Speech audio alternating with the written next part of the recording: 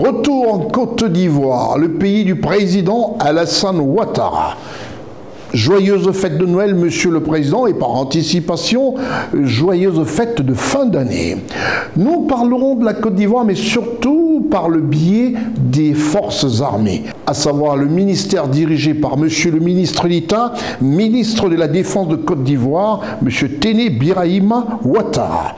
En Côte d'Ivoire s'est tenu le 3e conseil d'administration de l'Académie internationale de lutte contre le terrorisme de Jacquesville, présidé par le ministre d'État, comme je l'ai dit tantôt, ministre de la Défense de Côte d'Ivoire, M.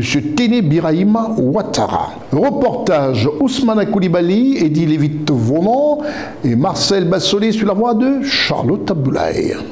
Le ministre d'État, ministre de la Défense, M. Téné Birahima Ouattara, a présidé le 3e conseil d'administration de l'Académie internationale de lutte contre le terrorisme de Jacquesville et a vu la participation de tous les partenaires financiers et académiques. Le bilan des réalisations pour l'année 2024 a été examiné attentivement, puis les perspectives sont mises sur la table des échanges. Selon le ministre d'État, l'on retient un bilan positif de ces 3 premières années. En 3 ans, l'Académie a fait un grand pas en matière de formation de lutte contre le terrorisme surtout. Parce que c'est là donc la vocation de l'Académie, de prévenir, de légiférer en matière donc de terrorisme. Et tout ceci se fait dans un bon esprit. L'Académie a 4 défis importants à relever. Le projet de labellisation pour donc bénéficier de l'excellence de l'Union africaine. C'est aussi donc les conditions de vie et de travail du personnel sur le site. Il y a des formules de formation que nous voulons enrichir, intéresser un maximum de pays africains à adhérer à l'Académie. De 2019 à ce jour,